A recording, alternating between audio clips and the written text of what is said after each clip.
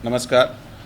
कालची जी घटना काल सुद्धा त्याबद्दल आम्ही बाईट दिली होती. FC रोडला जे L3 नावाचा एक बार आहे त्या ठिकाणी उशिरापर्यंत लीगल परमिसिबल लिमिटचे बियॉन्ड चालवण्यासाठी त्याचे विरुद्ध काल एक गुन्हा दाखल करण्यात आलेला आहे.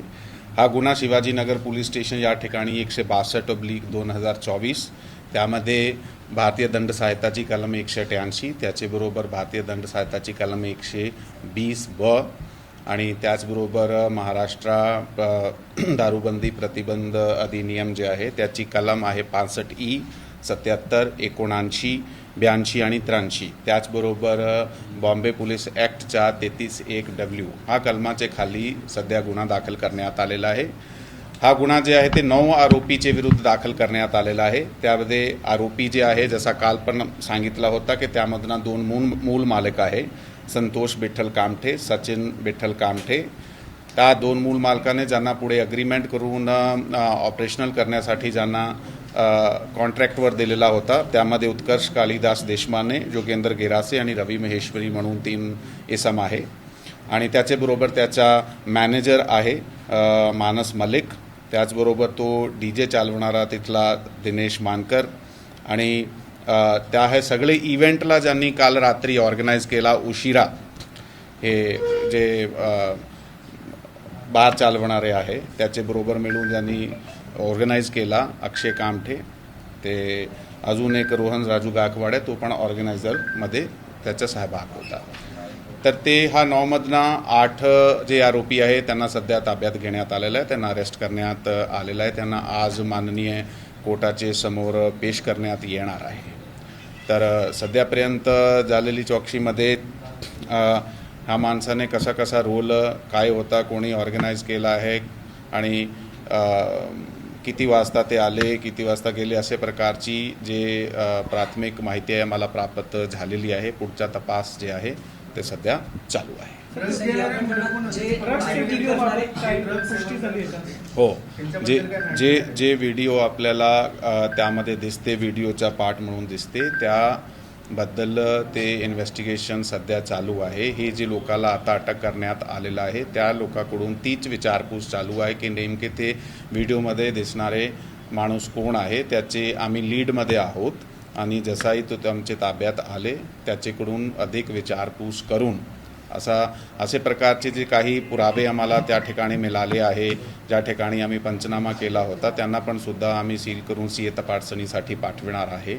जे काही आपल्याला तपासामध्ये निष्पन्न झाला त्याचे आधारावर ते जे आहे ते NDPS किंवा संबंधित कलमाचे खाली जे आहे कारवाई केली जाणार आहे.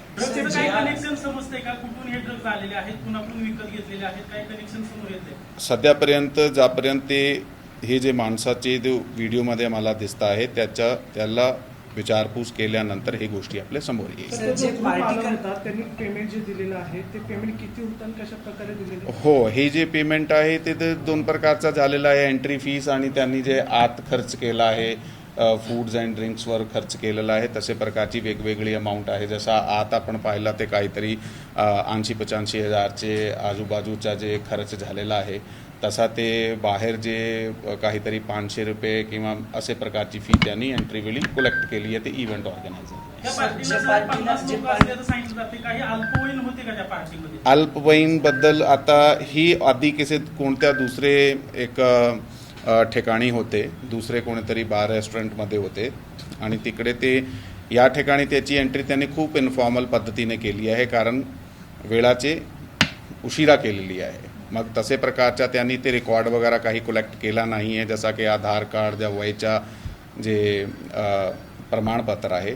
परंतु या अगोदर ते ज्या ठिकाणी होते तिकडचा आम्ही गोळा करीत आहोत. तिकडनं जर आम्हाला असे प्रकारची माहिती मिळाली की कोणी अल्पवयीन जे मुलगा आहे तिथे या कोणी इसम आलेला आहे तर त्याबद्दल कारवाई करण्यात येईल. 40 ते 50 लोक रफली आपल्याला सांगितले गेले आहे. हो, त्यांना सगळ्याला तपासासाठी बोलवला जाणार. आयडेंटिफिकेशन BDOC बेसिसवर आहे आणि ज्या ठिकाणून ते आधी पार्टी करून आले होते तिथून आपण जे माहिती आहे अधिक माहिती प्राप्त करून अशा प्रकारे त्याची माहिती गोळा करणार आहे आणि त्याचबरोबर आता जे अटक झालेले माणूस आहे त्याच्याकडून सुद्धा विचारपूसमधून काही लोकांचे नाव निष्पन्न होत आहे. आधीच्या पार्टीत आधी पण कुठे पार्टी केली होती काही का? हो, हा अशा प्रकारची आता it is a matter of investigation. त्यामध्ये ते कुठून कुठून आले होते ते आता तपासाच्या मुद्द्यामध्ये निष्पन्न होत आहे. जसंही आमच्या समोर